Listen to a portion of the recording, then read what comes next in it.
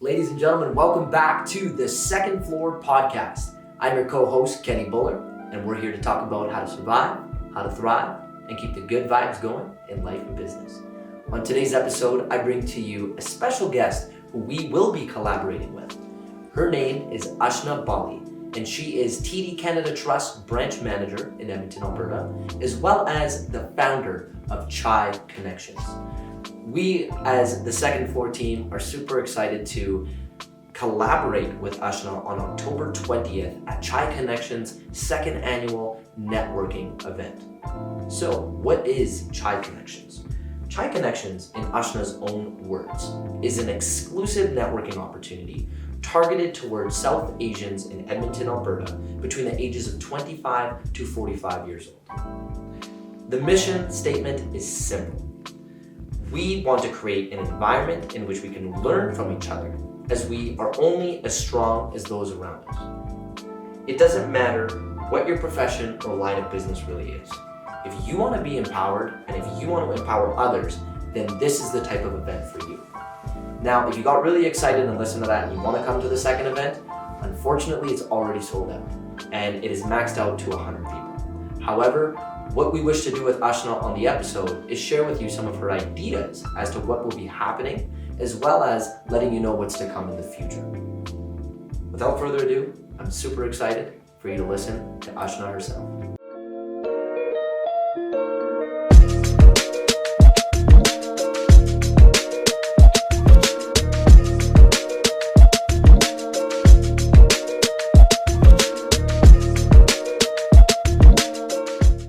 Welcome, Ashna. Hello. Hello, how are you doing today? I'm good. How are you? I'm very good. We have Ashna Bali here on the Second Floor Podcast.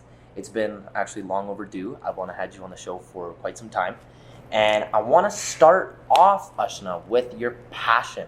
So why don't we let the audience know a little bit about something that I've heard in Edmonton. I hear they're starting their second event soon. It's called Chai Connections. Yes, it is. Tell me a little bit about Chai Connections and how you're involved in it. Well, spoiler alert, you're also involved in it. I'm super excited to have you there. Yes. But Chai Connections is my passion, and it instills everything that I'm about. Reason being is because I love to meet new people, hear people's stories, everything of that nature.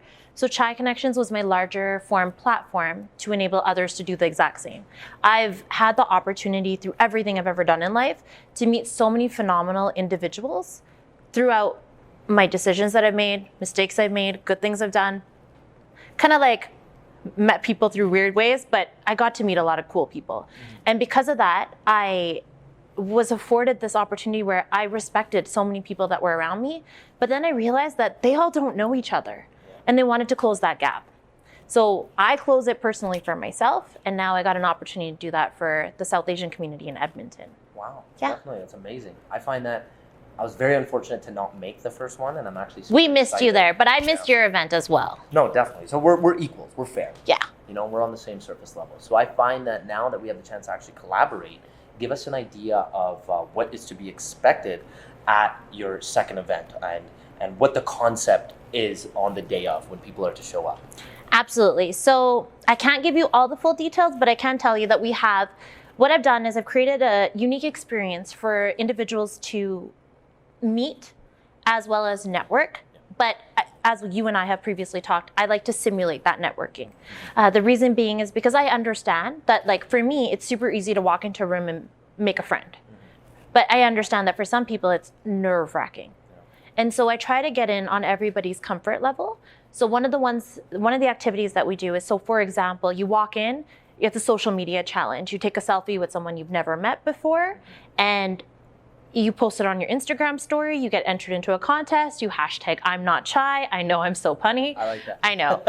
I'm not shy. That is wicked. But then you're showing, like, I can walk up, and now it's not uncomfortable because there's this purpose behind it. Yeah. So if that's the way you want to start to break the ice, fantastic.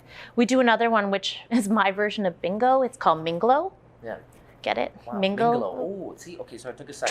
Trademark right there. Minglo. I love that. So with Minglo, it's essentially, I actually research my guests.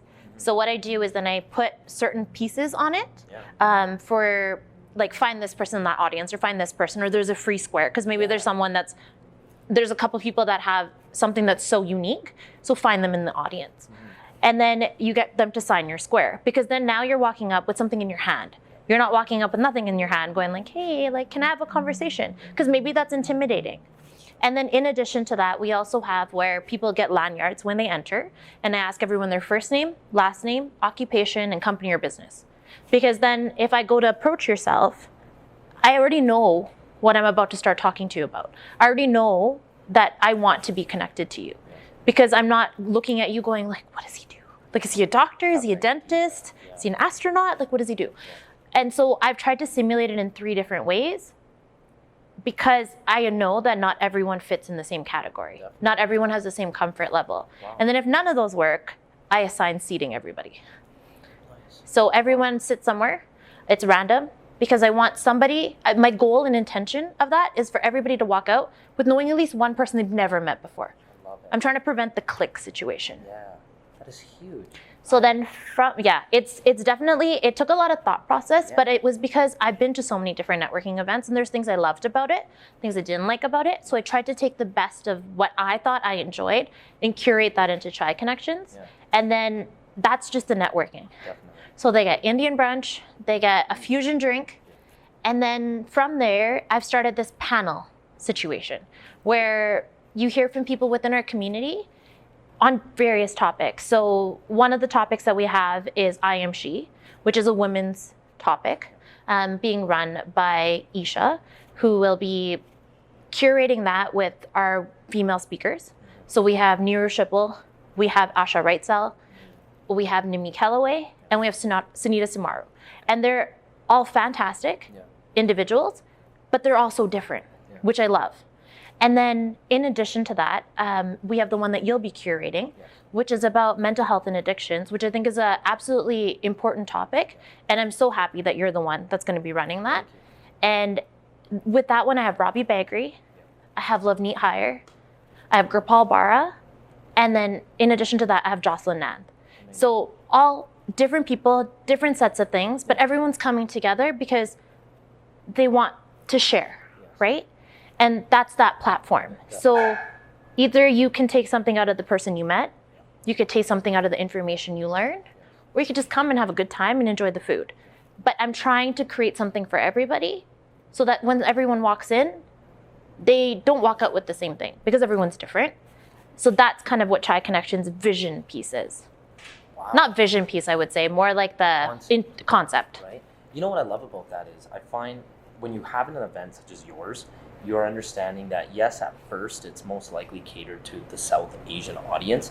However, let's look at human beings, for instance. Yeah. Human beings, no matter what ethnicity they come from, are all going to have different personalities. Absolutely. Right? And with different personalities comes different ways of wanting to approach somebody.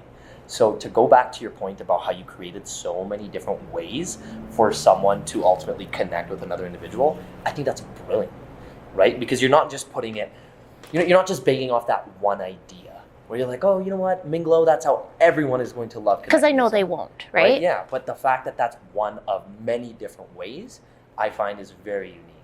And that's actually, I saw that at a very similar concept when I went to a TELUS conference. They did just that, where you're forcing people to get up and find whoever is doing this specific, let's say, thing, right? And then to your other point about how you get to have someone do something on social media, that's driven towards the individuals who are very social media savvy, right? Because I can imagine you're going to have so many people with all different walks of life, different career choices who are coming there, who are all obviously genuinely curious.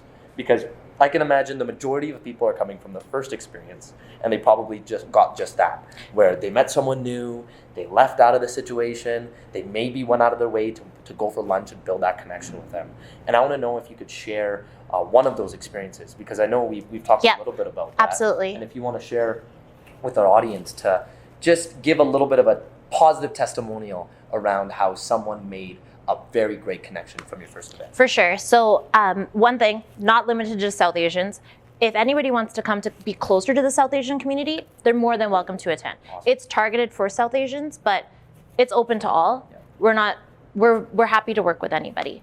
One of the most feel-good stories that I had was there was a group of women that attended, and they were from different sects of life, different age groups potentially, just they've never met. Yeah. And they connected at the event. They weren't even sitting at the same table. I don't even know how they gravitated towards each other, but they did. And they all were busy. They all have super busy lives, as everybody else does. But they went, you know what? Let's keep this going. And a month or two later, I received a picture from them tagging me because they all went for dinner together. And I truly thought that that was phenomenal, because it doesn't mean that business is coming out of it. It doesn't mean anything, but it means now you have this other person in your life, somebody that you're connected to intellectually, right? And Chai Connections created that. I had another example. I'm sharing two. I know you asked for one. Yeah, but there was an individual that had attended, and they went to work the next day, and they used something that someone from our panel said to help change the culture in their work environment. And they were sharing how that really opened up their eyes. And I loved it because everybody took something different away, and that's all I wanted. It wasn't because I'm trying to get 10 referrals out of it, or I'm trying to close that person on business or anything of that nature. I just want to close that gap. I want to make us stronger together. Yeah. I'm truly under that belief that you are as strong as the people around you. Yes. And because I told you earlier that I know there's so many phenomenal people, I'm blessed to have the circle I have and the people that I continuously meet. And I'm so thankful I get an opportunity and a platform to share that with people. Yeah, absolutely. And I want to really bring to light how what you're doing, is it just for somebody who has, let's say, a great career and is able to serve a specific clientele? Or do you feel like somebody who, let's say, they're not as career driven, they're maybe young, or maybe they're older and they're not so much into a career, they're more into creating a friendship, can it also serve those individuals as well? Or can you honestly say that this mainly is meant for those who are high level career and they're trying to build their business? Like, what does that balance look like for your event? So I think at this point in time, because now we're only 2 events in, the target market is age based. Yeah.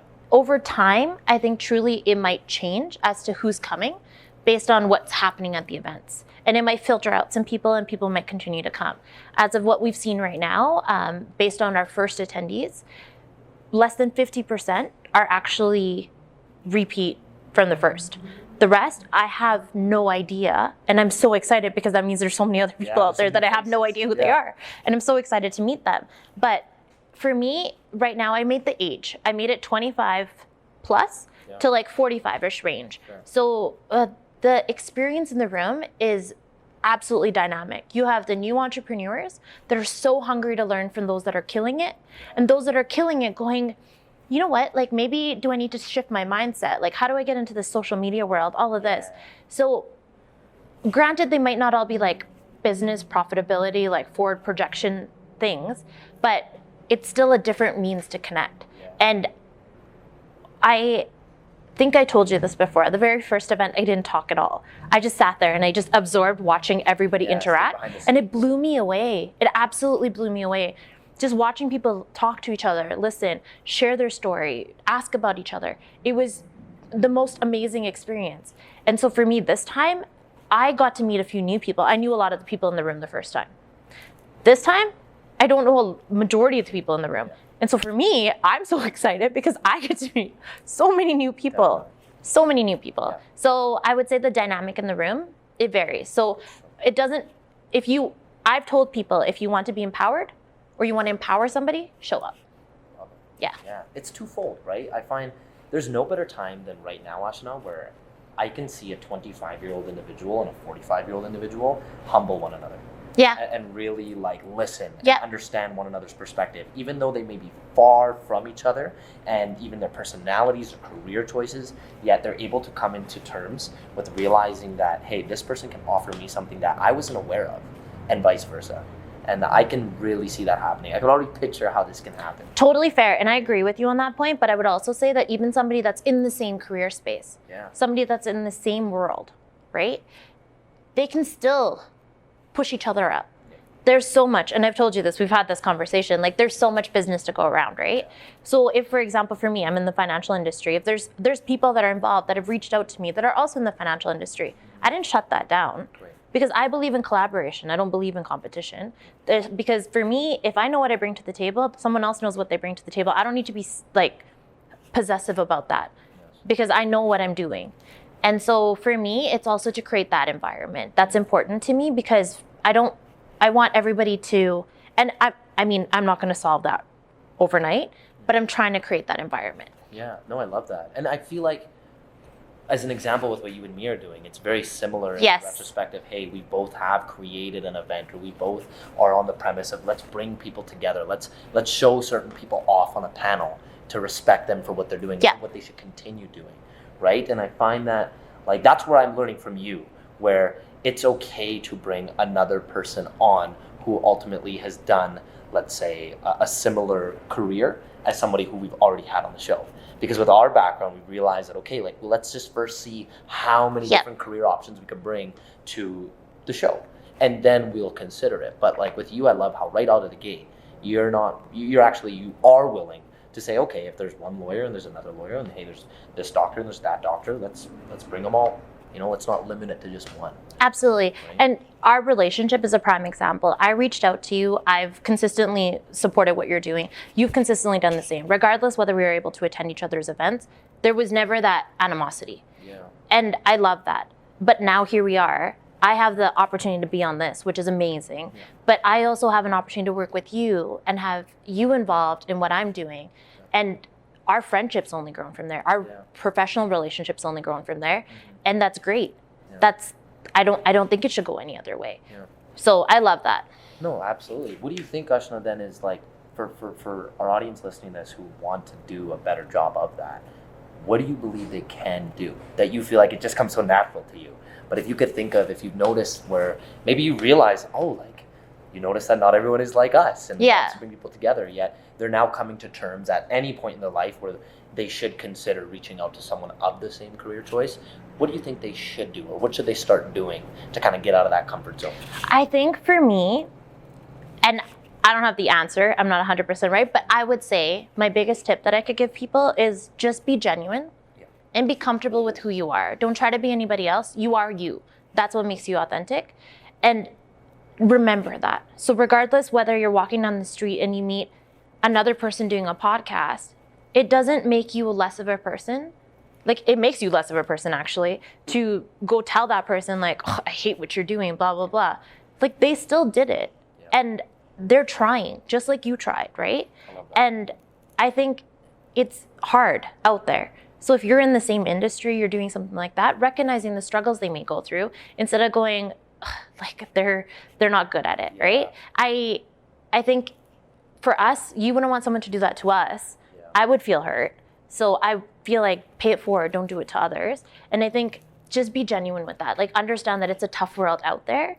And especially with somebody doing something in a similar space to you, you know the struggles you personally went through. They're probably going through it too. So why hate? Yeah. Like why have that stiffness about it, right? Exactly. That's a really great point. That helps me picture it. I'm a very visual learner. Right? Yeah. The way I see it and can relate is I look at it in the way where, let's picture two UFC fighters, right? And these two guys are going head to head. Maybe there's some, built up tension, and they do it for the media. You're not too sure if it's real or not, whatever it might be. Yet, no matter what happens, no matter how much one or the other gets so brutally hurt through the process of actually fighting each other for their lives, for putting money on the table, at the very end, they hug each other. Yes. They tell each other they love each other. Yeah. They tell each other, hey, like, I hope you're okay. Like, you're a warrior for coming in here.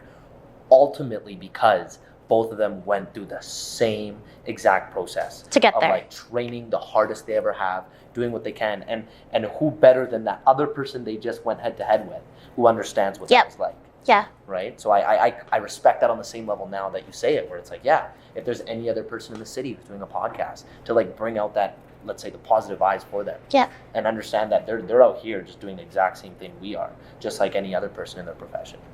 Right? And I agree. And I think the other thing that I would say is important is the power of word of mouth and referring somebody to an extent, not for business, but just if I'm out somewhere, and I'm going to use you as an example, so if I'm out somewhere and I'm having a conversation and someone's talking about a podcast, have you heard of Second Floor? Yeah. Like, you know what I mean? That's awesome. If they don't know, I know. So I'm going to tell you. Yeah. If you don't know, now you know, Yeah. right? But it's that promotion piece. Yeah. They didn't ask for it. Like, you're not telling me to go out and tell the world that, It's which, genuine. by the way, it's genuine. Like, I swear it is genuine. But it's that support mechanism, right? Because at the end of the day, like, I'm still trying to do something. So I hope that there's people out there that are sitting there going like, oh, you want to network with South Asians? There's Chai Connections. I'm not asking them to do that, but there's those people that are. And for me, all I can do is, you need a lawyer, here's this person. Oh, there's an accountant, I know this person. Yeah. You're looking for a job, let me connect you with that. Love it. Because for me, I know, so why am I gonna be like, oh, go Google it instead and figure it out? Yeah. It's different now. It has more of that you're humanizing the experience. Yes. In such a digital world we live in. Where, Yes. to your point, someone can easily just see what's the top one, but now it's coming from a very credible, trusted source. Yeah. Right? I love it. Do you, if you're willing to share, Ashna, maybe what you see Chai Connections being in a year, 5 years, whatever sort of timeline, where do you see it going? And if so, you're willing to share it, is there going to be a point where you can ultimately just do it full time before we sort of share what you're doing on the side? Full time, I don't know, because right now it's in this, there's so many wonderful, okay, so Chai Connections is my baby, but I love taking and seeking everyone's opinion about what I could do that's different, that's better, all that other stuff. So a lot of the content that's curated into it, I didn't come up with it in my head. People have actually helped me get to that point. Awesome. And I appreciate that, because it's not just for me. Chai Connections is for everybody else around. So I want to curate it as such. For future events, we're looking at more mixers that are more refined. So for example, the next one that we do have in the works, which is Chai Connections 3.0, is actually a garden party called Hi Chai. I'm really Sweet. on the puns, okay? I'm really on the puns. I love that. Hi But Chai. it's a Hi Chai garden party. There's no speaker, no panelist. It's actually just more of like an upscale mixer. Ticket price is more because there's no you're going to be getting like butler service style everything. Yeah. But what that's going to attract is maybe a different crowd. But I don't know what that'll look like because I've never done it before. But we're going to try it. We're going to call it Hi Chai, have this dress up situation. But it's just a mixer at that point. But there's still going to be things that come out of it. But we're just going to let nature take its course and just let music play, that picture background, that situation. Yeah. But then we might kick it back and then the next time do the panel or do smaller events or change it to Chai Connections University Edition and then get our new up and coming soon to be people. I think it'll mold, but it can mold into different spots.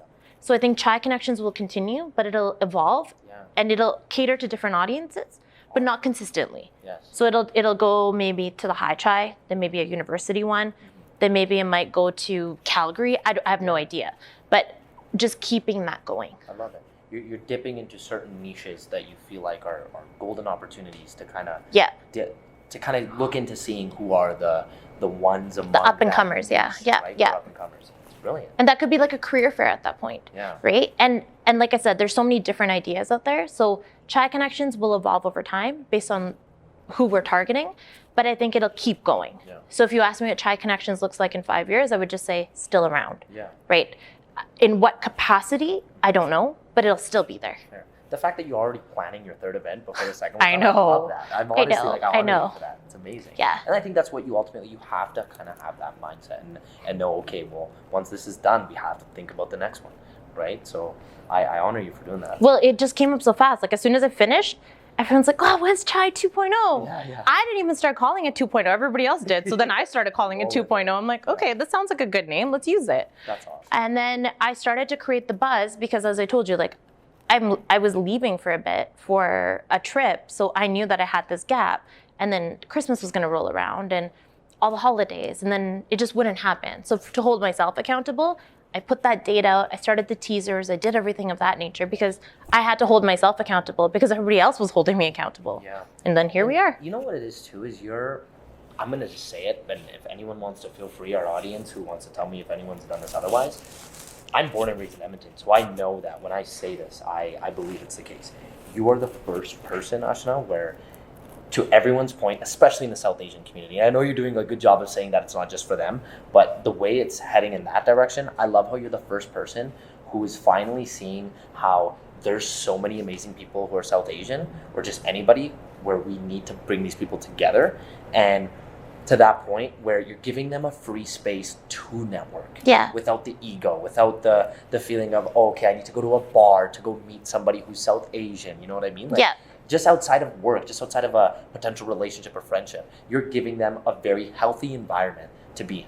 And that's why I love it. Yeah. Because I've had so many friends now. We're in our early 20s, and we have some friends who want to settle down. We have other friends who, want to just go out and meet people. Yeah. And they're sick and tired of doing it in a bar or nightclub. And I think I shared this. Like, people were, the only way to meet somebody was going to a reception, going to engagement, a funeral, or like the bar. And imagine all the barriers around that, right? Like, and then it's hard. But now, honestly, like, I'm so proud of Edmonton. Like, I am proud of Edmonton, period. But the South Asians in Edmonton, like, that's our community. Those are our people. And they're not just the doctors, the lawyers, the this and that because their parents told them to. There's bold career choices in there, and they're killing it. That's true. And we need to celebrate that. Like, if we don't celebrate our own, then where do we start? Yeah, I love that. It's a great point. I want to transition a little bit. Let's do that. So from you being able to balance something that obviously takes a lot of energy and time, on top of now being a branch manager for TD Bib Canada Trust, that's huge. Like, I feel like there's probably another Ashna right now running around doing everything else you need to do. And it amazes Don't me. tell anybody. Yeah, there is. It amazes me how, like, I personally, I respect that a lot about you because I know myself. It's not easy to juggle two things that you have such a high vested interest in and obviously take a lot of time. It's one thing to work a position and it doesn't really need to hold much accountability and do an amazing project like this. But it's a whole other thing, the fact that you're a branch manager, you have a lot of responsibilities, not to discredit any other person's position. I'm just saying that you're someone who has management experience now.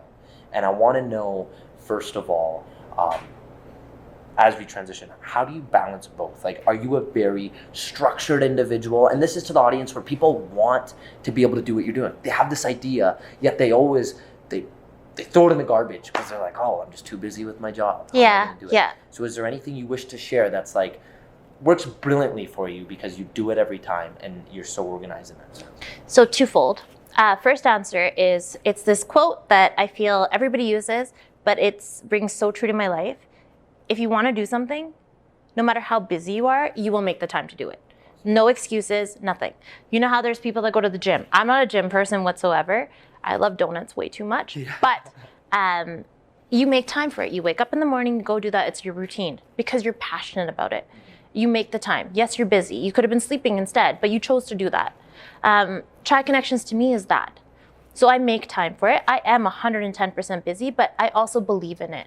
And at the end of the day, the other piece I would say is, if you have something like that, or there's something you're passionate about and you want to do it, if you don't do it, somebody else will.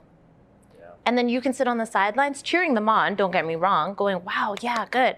But you could have done that. Like, you could have done it. So for me, yeah, it takes up a lot of my time. Yeah. What I'm lucky with is that my husband's so supportive and so phenomenal with helping me do that. So with a lot of the Chai Connections, he's like my AV guy. I don't understand how mics work. I don't understand how any of that situation goes. So just, I'm like, I have this many speakers and I have this many people and go. Yeah. But he takes care of it. He does. And I adore that. But then what happens is that my professional life is busy. So then when I have this project, it's not like it's just my project. He's vested in it too, right? Awesome. And then so is my circle of friends. Yeah, they're always hunting for, you should talk to this person, you should talk to this person. A lot of the people I get on the panel, I didn't meet them myself. My circle introduced me to them. Yeah. And I adore them for that, but they're always looking out for, and we're always looking out for each other. And I would say that for me, that's how I get the balance. I'm passionate about it, so I make time. Just like in a friendship. If in a friendship, someone's like, I'm really busy, we'll meet some other day, Yeah. I still make time for my family and my friends. Granted, it's not every single day. But they know I care, because once I'm done hanging out with them, I'll be like, when are we going to see each other? And maybe it's a month down the road, 2 months down the road, but I will make time for it. Yeah. 110%, because I care.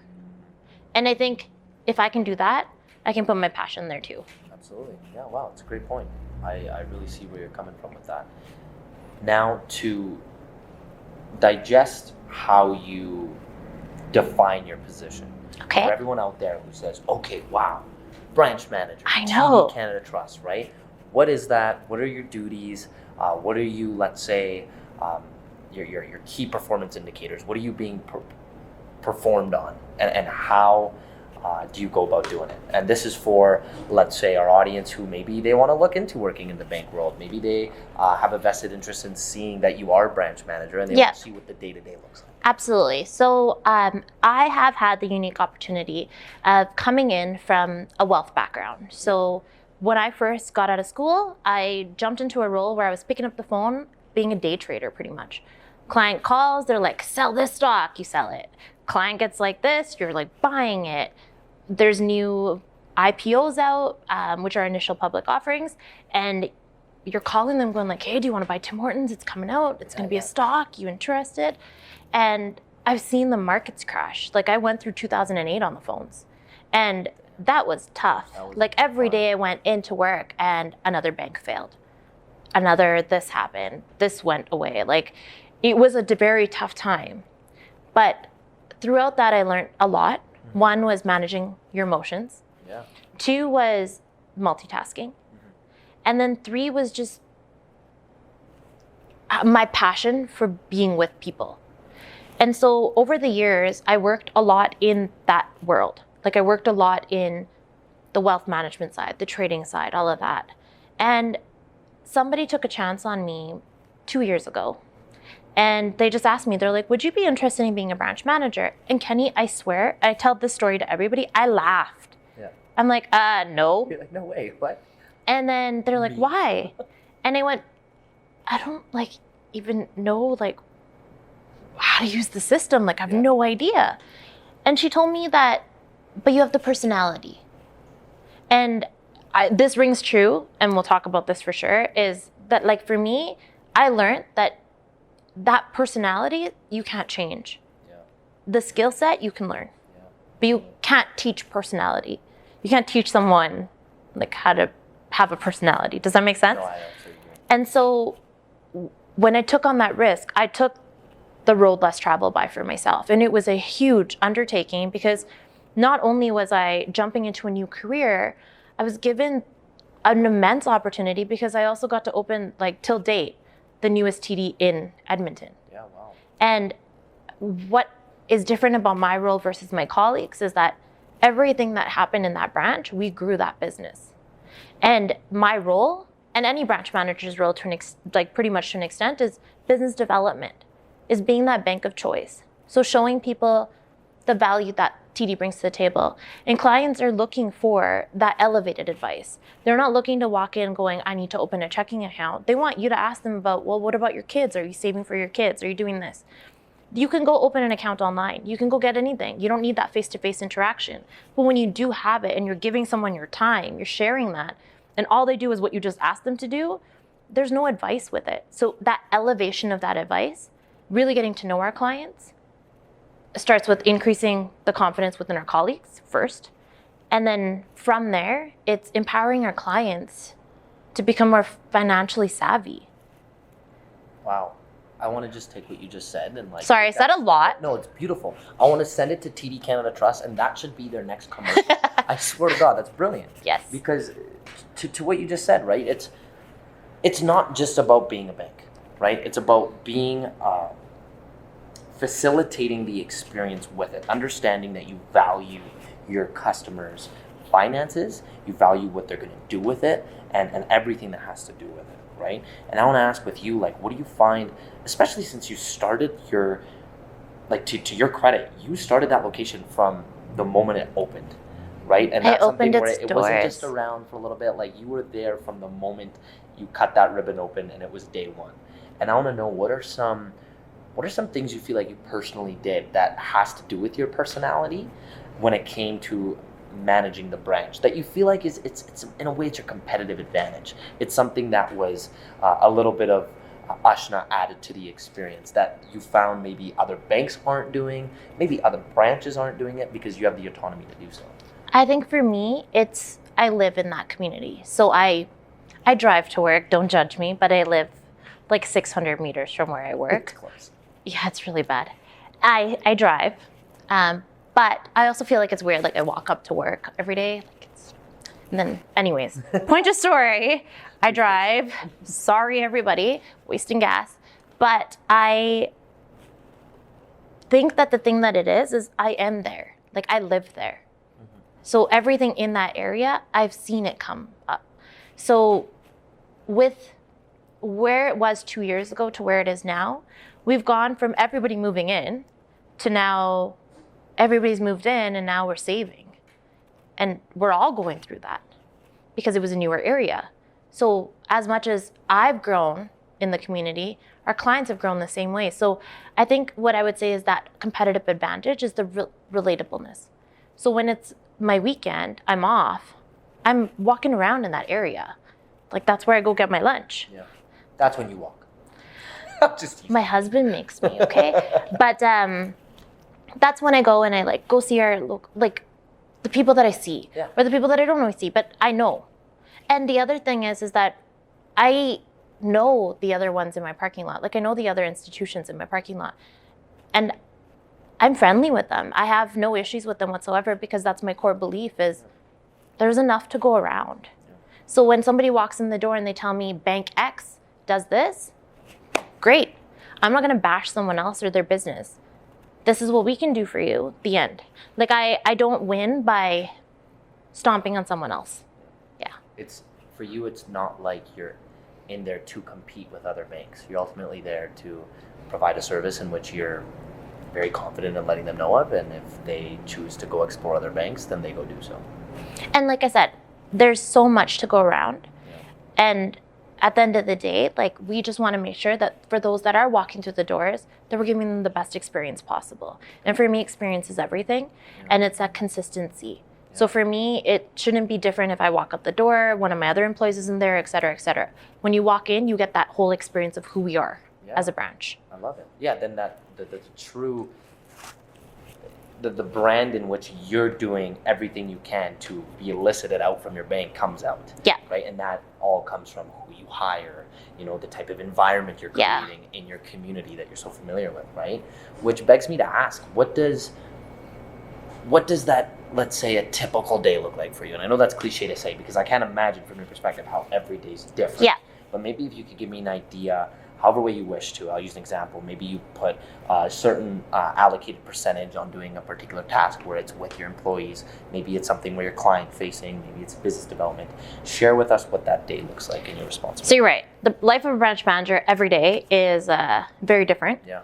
But what I would say the core things are in my day is FaceTime with my employees, whether that's in a formal capacity in terms of like a coaching session, helping them with a file, anything of that nature, or it could just be like, hey, how's your day? Like, what's going on? Tell me about you. Connecting with my frontline staff as well, touching base with the rest of my management team. In addition to that, it's reviewing files, files that come across my desk because anything that's real estate secured lending, so someone's coming in for a home equity line of credit, they're looking for a mortgage, I have that final approval piece. So reviewing those files. And with the new lending criteria, it's becoming, to some, harder to qualify for a mortgage. But at the end of the day, we still have to do our due diligence, right? Yeah. And we try to make everything as compliant as possible. Right. So going through that with my team. In addition to that, there's business development. In some shape or form, in every capacity throughout my day, one of my interactions, I try to make a point to do that. Yeah. It could be at a coffee shop that I'm at, asking people how business is going. It could be at Walmart. I have no shyness in striking up a conversation. With a stranger, essentially. Yeah. And I had an example of a situation just earlier this week. It was a business somewhere in Edmonton that I walked into and I asked them, how's business going? And they told me not good. Honestly. They said honestly, they're like, it's not good. Like I'm not doing well. It's a huge struggle. Yeah. And I asked, what can we do to help? They're like, if you know anyone that ever needs our services or anything like that. I was like, you know what? Like, we're going to try one time to make this work. I said, it's not much, obviously, because that's not going to help them stay afloat, but I can do that much at least. And They were so appreciative, but it doesn't take away from who I am as a person. Yeah. And it was such an easy conversation. Like if I didn't ask, I would never have known, because she put on the biggest smile on her face. That's awesome. She welcomed me with like open arms, but she's struggling. Yeah. So when she shared that, I wanted to give back in some capacity. Yeah. Was that something where you managed to let someone know about their services that they're offering, and they were able to go? So we're personally going to utilize them, yeah. Oh, yeah. nice. Yeah. There you go. See, that's amazing. Yeah. So even like as a branch, you're able to utilize Yeah. what they're doing. Yeah. See, that's super cool, right? And I want to know, like, what is it that you feel with your personality? Because you mentioned with what you're doing, and maybe you could also share, obviously, what are some of the credentials someone needs. What is it about your personality that ultimately led you to this position in the first place? Because for those listening, and even for me, I know personality, it can be anything, right? And let's say someone very much so needs to know, okay, what is the type of personality that will lead them into this position, or that they would need to ultimately be a successful branch manager? I would say not everybody will be blessed with the opportunity that I had. Not saying that people can't be blessed with an opportunity. I just, speaking from what I've heard other colleagues tell me as well, financial background, completely important. Yes. One of the other things is never undermine a lateral experience. So if, for example, there's a position with a similar pay in a different part of an institution, don't diminish it, because it's still going to put different things under your belt. Yeah. And I think that's not bad. I think always be open to that. In terms of credentials, so working in a bank, you have to be mutual fund licensed, because you're talking about mutual funds. So you would have to do your IFIC course. And that one allows you to get licensed. The other thing is that we have other divisions that offer different courses, so where you're getting securities license, you can sell stocks, things of that nature. But working in a bank, one of the biggest ones is obviously your IFIC, and then eventually you could be doing designations depending on how your role tenure is out. Yeah. But it's a lot of finance, because it's such a relevant topic. You see it every day. You have a bank account, you do this. You can learn all that. You can grow stronger by learning it like that. Yes. And I think we've seen people come through that don't have experience, and we've seen people that come through that have experience. Both are successful. And I think that some get through the ranks quicker because they have that experience piece. And then there's some that are comfortable with where they are, but it depends on where they're trying to go in their career, I would say. Yeah, definitely. And then what would be those? And it's really good to know, actually, because I didn't even know that. I find that some individuals just get by with, let's say, a BCom, but then they sometimes, with certain friends have told me, they had to get a certain license. But it's good to know specifically what that is. Yeah. Right? And with, let's say, maybe 3 personality traits right off the bat that a branch manager would need, what are some of those things that you find that are like, just, they're no-brainers, they need this, and if they don't have it, they will struggle, even if they make it as a branch manager? I would say one is to think like your employees, like to be an employee. You are part of that team, you're a family. So for me, I would say to be successful is I'm one with my team. I don't walk above them, I walk with them. I love it. Does that make sense? Yeah. That would be one. The second one is you don't know everything. I don't know everything. And I'm okay to admit that. But I would never put someone ask me a question, and then because they're asking me and they're looking at who I am, that I need to have all the answers. Because sometimes it's okay to say, and I've told my staff this consistently, to say, fantastic question. I want to make sure I give you the right answer. Let me just look into that for you. People respect that way more than if you just make it up. Yeah. And then you're wrong, and there goes your integrity. And then the third thing would be is to delegate. So not delegate in the sense of I don't do anything, but delegate in the sense of trust those around you with the opportunities that come your way, because then you have the opportunity to get more opportunities and then share it with your team.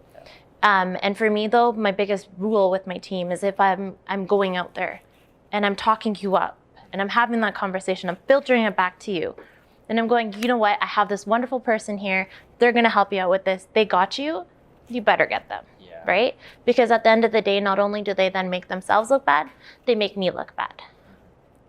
Yeah. It's like if you're going to vouch for this person and have your name attached to it, you better hope that they Absolutely. get the job done. And I think those would be my 3 biggest takeaways for success in a branch management role, but also just in any role, I guess. Yeah. That integrity piece, the being like that genuine and being part of the team, walking alongside your team. Yeah, absolutely. And I think that's fair, right? Because I bet you so many people, including yourself, have been across certain managers where like you don't even feel like you can share something with them because all they do is they trigger your anxiety. Like you feel like even when you share, they're going to cast judgment on you and say, oh, well, it's your fault to begin with. But then on the other end, there's managers who they encourage you to, let's say, okay, make mistakes. And not too big of mistakes. But they say, listen, if it gets made, make sure I'm the first person to where you pick up the phone and you want to call me. Absolutely. So we can help figure this out together and so it doesn't happen again. Yeah. Right? So that's brilliant. I'm happy you shared that. With going into a different perspective, I want to know for, let's say, 2 scenarios. And I'll say both of them so you can maybe let me know which one you want to mention first. Because I'd love to hear both. Okay. Let's say you have the 24-year-old who is maybe 1 or 2 years into the real world, right? They just got a taste of what it's like getting paid, like a good salary, a decent starter salary, and they just finished school, they're getting paid money, now they're starting to think about saving. So you have that one person. Second person, you have the 50-year-old, okay? On average, they're 15 years away from retiring. They're still out there working their ass off. And they also are in a point in their life where they understand that, hey, the finish line is near in terms of being done working and to reap the benefits of retiring. Can you share with me maybe your best, let's say, recommendation and your, let's say, offering from what you know at TD and just with who you are as a person of how they should strategize saving their money, what it should look like? Is it relatively the same? Is it different? Which person should we start with? And feel free. I'm going to start with the younger one first. Yes, that's perfect. I better look on my notebook because that's me. So with the younger person, I would say that one of the things that I love is teaching everyone from the youth in our world to our clients, to my staff, to anyone I talk about finance and the importance of saving. So biggest thing that I would tell somebody of that age is don't rack up your credit card debt. Yes, it's great. You have this shiny credit card, all this other stuff. It has this limit. You tap it, it's gone. It doesn't come out of your bank account. Don't over abuse it. Too quickly, we see people, like you hear horror stories, of people that got this credit card from like company X because they just mailed it to them and it had this X amount of limit. And they're like, wow, cool. Spend everything, but don't have the means to cover it. Yeah. If you buy something, pay for it. If you can't, don't buy it, right? Very simple rule. Yeah. And if you have something that you're growing through your age, so all of a sudden you get married and you want to buy a house with your spouse, great. But a mortgage is designed for you to pay it throughout time. It's not designed for you to pay it right away. It's designed for your lifetime. That's why it has amortization like 25, 30 years. So the mindset that some people have, and some people don't have it, but there are some people that do, where I have this debt, I have to pay it off. I'm not going to save anything. I'm just going to put all my money onto that. But then what happens is you got nothing. You're not living your life for 25 years. You're just trying to pay that off. So I would say as that person, I'm adding a third person in between, is that growing person is to save while paying.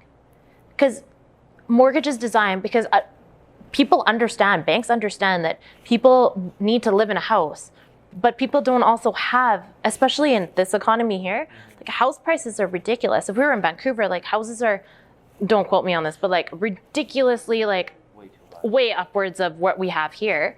But that being said is that they're hard to afford. So banks understand, anyone understands, like no one has that just, some people might, but no one just has that sitting in their pocket, right? And so that's what a mortgage is designed for. And it has a lower interest rate because it's secured by an asset. There's a house attached to it. Like if we don't get it, we know how to get it back. And so pay that, but don't destroy your life doing it. Still live your life, right? Yeah, if you get an extra bonus, you want to apply it to that, fantastic, but still enjoy your life. the thing is, then you move to the third person, which is that 50-year-old, right? Yeah. Who's about to go into that retirement. I would say at that point, people need to invest from an early age. So I would have wished to meet that 50-year-old before to tell them to start investing. So for the 50-year-old, I would say I'm hoping that they came to see us prior to when they were younger, or one of my other colleagues, and they got an RSP. If they didn't, it's not too late to start saving. Awesome. And if anything, right now, putting aside more towards it. Their work, I assume, would give them a pension. They'd also be eligible for different retirement benefits. But retirement's expensive. Life's expensive, right? So you always want something to fall back on. So really looking at, what am I spending my money on? What's negotiable? What's not negotiable? What do I need to have? And what is a want? And then how can I scale back so that I'm okay for the rest of my life? Yeah. So I feel like almost at that point when you are 50, you are going to be asking yourself a whole lot more questions in terms of, okay, well, is this a smart investment to make right now or is it not? And okay, well, you're almost way more persistent to think about what's happening in retirement, depending on health, right? For sure. Because then there becomes that debate where it's like, oh, am I even going to live that long? And I find that's more so on the other side, where it's the younger individual saying that. And just to share with you my own experience, I'm really starting to respect it now after my first year of being in the real world, where now with my money, I'm a whole lot careful of which pool of savings I'm putting it in. Because now I realize it's not just one. There's the long-term investment pool, and there's the short-term investment pool. Yep. Right? Where it's like, okay, well, this is for, let's say, the stock portfolio. Let's just dive in. For me personally, I realize I need to make the decision of whether or not I want to do it on my own, have fun with it, and not have to create this percentage on paying someone else, or not spend the time. I don't want to look at it. I don't even want to pay attention to it. Get someone else to do it, whether it's a bank like TD or, let's say, someone like another financial institution. So for me, that's where I'm learning from my own experience, because nothing sucks more than when I get Guggen who goes to me and says, I could have saved you $10,000 your first year, because she, for one, is very much structured in the sense where she knows finances really well. And then for me, when I hear her say that and she's punching in the numbers, I'm like, yeah, that's ridiculous. And I feel like a part of it is also to learn from that experience, right? Because I also come from the background where I was in that first year where I was like, okay, yeah, let's go out, let's spend, let's swipe, let's not see it. But it was only until I did that where now I'm so glad that I'm like, okay, I'm glad I realized this now after my first year of making stupid decisions with my money, as opposed to being that 50-year-old. Where I understand for that 50-year-old, it isn't too late still, but I'm glad that the decision is made now, as opposed to being that point where it's like, okay, it's not too late, but now, to your point about there's a lot more questions and details I'm going to have to follow through. We show an example a lot of the time where somebody younger, such as yourself, that starts with $100 a month versus somebody who is older, let's use your 50-year-old as an example, they can't start at the $100 a month. They have to exponentially increase it. Yeah. So you need to do a little bit now to give yourself a lot later versus a lot later, right? Which is the importance of that balance between paying off your debt, but saving it a bit. Definitely. To ensure ultimately... Because what are you going to do? If you pay off all your debt, now you're right back to where you started, right? Like, because you just used all the free money and capital you had, paid everything off. Yeah. But then now you're like, but now what do I do? Definitely. And I'm so glad you're saying that. So to your point, and I already have an idea of what the answer is, but I feel like it's fair to learn from the professionals such as yourself, is let's say there's the debt I have. There's, for me, it's rent, but let's say for any other person, it's mortgage. And there's savings you want to make. So you're not just going to pull all of the money you're earning that you can put into one of those. No. You're putting a little bit into the debt, a little bit into the savings, and a little bit into the mortgage. So agreed. And I would say that you have your debt that you're paying off, which, like I said, at this point, I would say, let's put mortgage, okay? Or your rent or anything of that nature. So expenses that are coming out. Mm-hmm. That's going to happen regardless. That all needs to be covered. That's one part of it. Then there's your everyday account, which is I swipe, I go get a coffee, I get this, I get that. That's your everyday. Then there would be something like a tax-free savings account, which is that rainy day fund for, I want to buy this, or I might want to go on a trip. I want to kind of start investing it, but I don't want the tax implications of that. So that's your short terms, kind of like short to medium term. Then there's like your RSPs, your registered savings plan, which is designed and tax efficient to help you retire. It's a government initiative to help you get there. So I think you need a mix of everything. because there's going to be your rainy day fund, but your rainy day fund isn't going to help you get to your retirement fund. Yes. And your retirement fund isn't going to help you get to buying a coffee at Tim Hortons today. So you need to make a mix. And I would say to people that are starting out, just because it's $20, just because it's $50, it doesn't belittle what it is.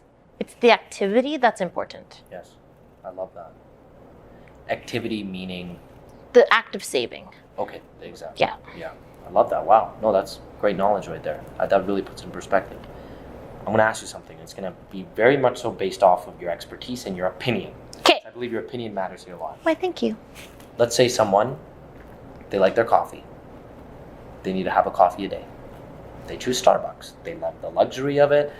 Even though it's a higher price, they can't help but have their coffee a day. You, no matter what, you realize, hey, they got to save money. Do they have their coffee a day, or do they not have their coffee a day? When it comes down to, obviously there's other limitations, there's other factors they can prevent themselves from not spending anymore. Yeah. But are you going to say, listen, you got to stop this $5 coffee day, or are you going to let them do it? Coffee day's fine. So what I would do, also I'm guilty of the Starbucks You're like, coffee. that's me. I love McDonald's coffee, and I love everything else, but like sometimes you just gotta have that little cup. Gives that kick. But what I would say is that life is long. Contrary to what you're saying, where people are like, I'm not gonna live that long anyways. Life is long. It's still 365 days for 1 year, right? And if I'm gonna live that every day, not doing something I love, then I'm not going to be happy. And if that's my non-negotiable and that's my Starbucks coffee, then so be it. I work everything around it. But I would never tell someone to give it up, because then you really wouldn't want to save. Yes. Like, I'm saving all this money, but I'm bitter. Maybe that coffee perks them up in the morning, right? Same thing. Somebody who has a gym membership and it's expensive, right? And then they could be saving it for something else, but it makes them so passionate to go to the gym. It makes them so happy. Why give it up? Work everything else around it. I love it. Right? That's a good point. And I have to add, I already felt guilty after saying Starbucks. If anyone is nearby Jasper Ave on 101 Street, it's going to be El Centro. Yeah, right here. They make the best damn coffee. So, wow, that's great. Really good stuff there. I want to now conclude. Okay. I feel like I want to take the opportunity, obviously, Ashna, to honor you and respect the fact that you pretty much are able to take your personality and drive it towards doing two things that are, yes, they're different from one another, but they're also so similar. Because at the end of the day, I could tell that you really care about helping people's lives. And whether that's doing it through optimizing it, through ensuring that their finances are kept safe, on top of it, ensuring that they have the right people around them, you do a really good job of blending those two together. Yeah. So I honor you for that. Thank you. And I want to just wrap this up by having you share with us maybe anything that you find, maybe it's lately, or maybe it's something that you felt was a huge, let's say, learning experience for you in your life. And it could be a book, it could be a TV show, it could be a person, anything that you want to share with us that you find you're thankful of that you've had in your life, because you would not be here today if you didn't have that token of appreciation. I would say, and this sounds cliche, but it's so true, I am so thankful for my friends and family, for everyone around me that's in my circle, that's around me, the ones that I've just recently met, everything of that nature. I'm so thankful for every single person that I've met in my 19 years of life. Yeah, 19, that's true. In my 19 years of life, but every single person that I've met, I'm so thankful for them, because in some shape or form or capacity, they've impacted who I am. They've impacted my choices, my decisions, what I've carved myself out to bring to the table, and what I've decided to pull back on. And without them, I wouldn't be where I am today, because all of those experiences led me to sitting right here. Definitely. And I would say that's what I'm thankful for. Yeah. And just even to tie that together, you're a great example of showcasing that you surround yourself around the right people, and you give your love to your family and you get it right back. It's going to completely optimize your life, right? If I can ask you this on a more personal note, what do you believe, and we ask all our guests this, what do you believe it is that you have and that you feel like it is what it takes to be on the second floor. And I mean that literally, I mean that figuratively. We obviously, we put a vested interest in you to be on here because we believe that you have what it takes, and you also have that life experience to share with our platform. But in your own opinion, what do you feel like it is that you've done or that you have that gives you the ability to have that second floor mentality, to really feel like, you know, if you, my bad, that's my alarm. That's okay. Time to wake up. But like, what I really mean by this, and I swear every time I ask it, I always try and ask it in so many different ways for the guests to understand. But something where you understand that being on the second floor metaphorically means you're a step above. You're always thinking about what it takes to be one step above the rest, or more so to continuously learn. And what is it you find that you can say about that? I would say that for myself, one, thank you for making me worthy of being on second floor. Just saying. Just appreciate that. Yeah, I appreciate it. I totally appreciate it. I would say that for me, I think that I got this spot because I had a vision and I jumped in not knowing what was going to happen. And it landed me somewhere that I didn't even expect to land. And I think that if anything, with second floor, you bring in the people that do the movers, they're the shakers, they do this. And so I shook that South Asian tree. And I think that's how I landed here. I love that. That's, wow. That's such a beautiful metaphor. Yeah, shook the That's nice. You know what fell out? Was like rupees and like mangoes. Joking. Some mangoes came out. Jokes. I love that. Lastly, Ashna, for those people who want to continue to hear more about you, to learn more about Chai Connections, where can they find you on social media? So follow Chai Connections. That's how you vote. So it's at Chai Connections on Instagram. We're only on Instagram. Awesome. So definitely follow that. And you'll see me personally on there as well, but hit that up. And if you can, join us for our next event. Like I said, it's not limited to just South Asians. So definitely check us out. There you go.